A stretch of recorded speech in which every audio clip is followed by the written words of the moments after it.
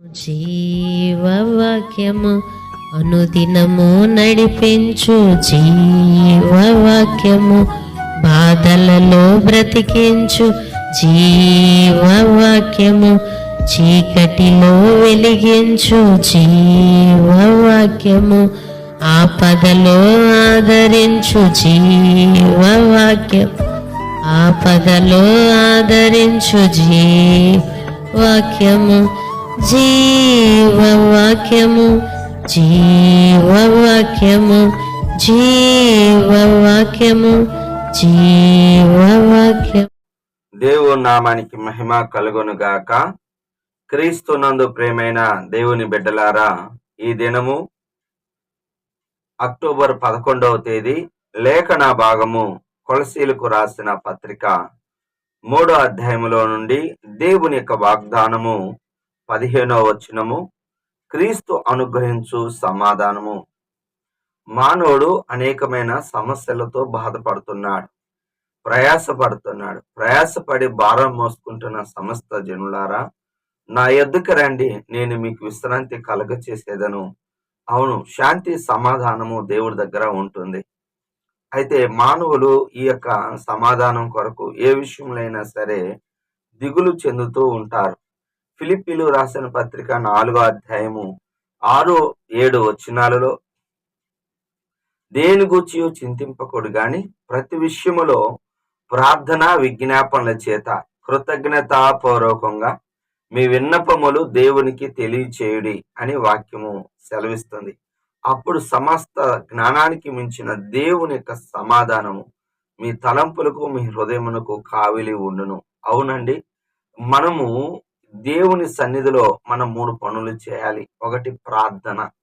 ప్రార్థన అన్నప్పుడు ఈ ఆత్మీయ యుద్ధములో ఆనాడు భక్తులు పాత నిబంధన కాలంలో శరీర సంబంధమైన యుద్ధాలు చేశారు. అమ్మోనీలు గాని, అమాలేకులను గాని, ఫిలిస్తీన్లు గాని, ఇలాగ యెహోషువ యుద్ధం చేస్తున్నప్పుడు మరి ఈ గెలుస్తున్న సమయంలో సూర్యుడు అస్తమిస్తుండగా సూర్యుడిని మరి అలాగనే చంద్రుని ఆజ్ఞాపించాడు. ఏమని? సూర్యచంద్రులు ఆగిపోవాలి అనేసి.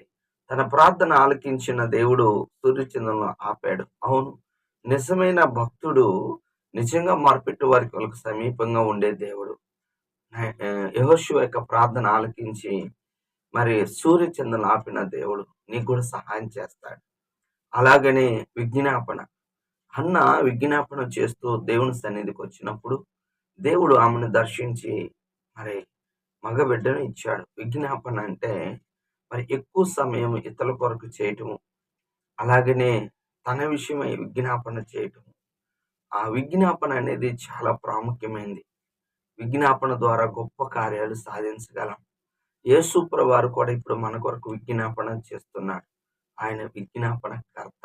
3వది కృతజ్ఞతాస్తుతులు. దేవుడు ఇస్తాడు అని స్తుతించటం.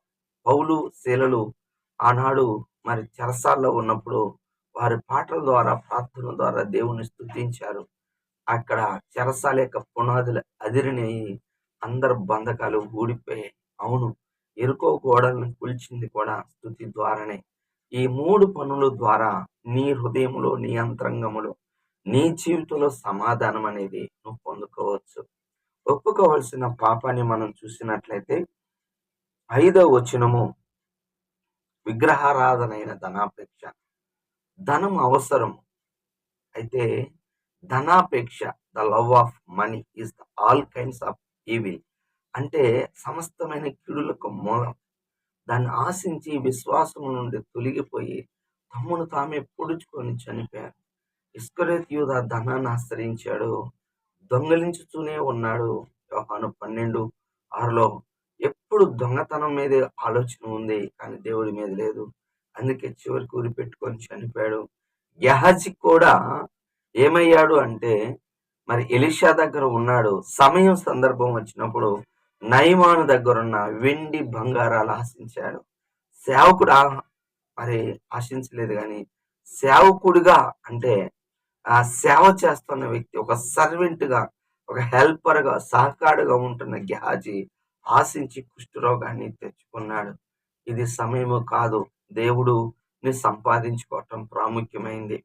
చివరిగా ఆజ్ఞ బైబిల్లో రాయబడింది ఏమిటయ్యా అంటే, ఈ యొక్క ఒప్పుకోవాల్సిన పాపంలోనే ధనాపేక్షను మన వల్ల కాదు, కానీ రోమిలు రాసిన పత్రిక 8వ అధ్యాయం 13వ వచనము, ఆత్మ చేత శరీర క్రియలను చంపాలి. మన వల్ల కాదు, కానీ దేవుని యొక్క శక్తితో మనం చంపివేయవచ్చు. గుర్తుపెట్టుకోండి.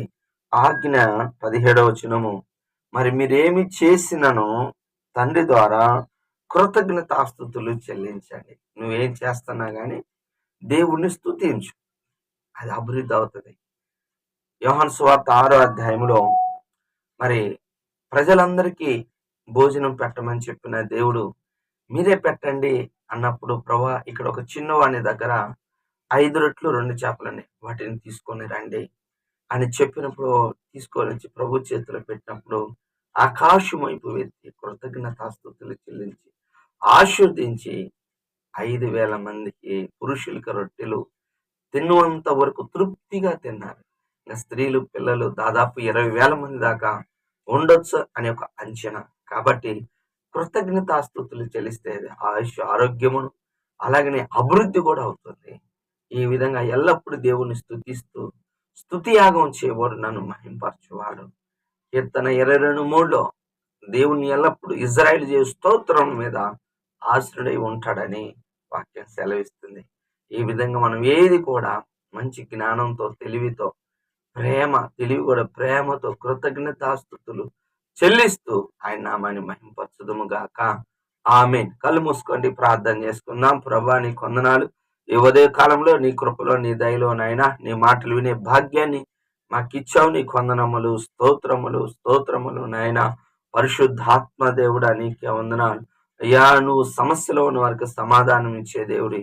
అయ్యా తండ్రి దేవ, పాపాత్మరాలైన స్త్రీ నీ దగ్గర పశ్చాత్తాపడితే పాపంపై సమాధానం వచ్చింది నాయన. అలాగే నీ విగ్రహారాధన ధనాపేక్షను మేము చంపేవాళ్ళముగా దయచేయండి ప్రభా. అయ్యా, ఏది చేసినను కృతజ్ఞత కలిగి చేసేటట్లుగా సహాయం చేయండి. ఎల్లప్పుడూ నిన్ను స్తుతించే వాళ్ళముగా దయచేయమని, వింటున్న బిడ్డలకి నువ్వే కార్యము జరిగించి వాళ్ళు ఆధ్యాత్మికంగా అభివృద్ధి పరచమని యేసు నామములో ప్రార్థిస్తున్నాను తండ్రి. ఆమేన్. తండ్రి యొక్క ప్రేమ, కుమారుని యొక్క కృప, పరిశుద్ధాత్మిక అన్యోన్య సహవాసం సదాకాలం మనందరికి తోడుగా ఉండును గాక. ఆమేన్. హల్లెలూయా.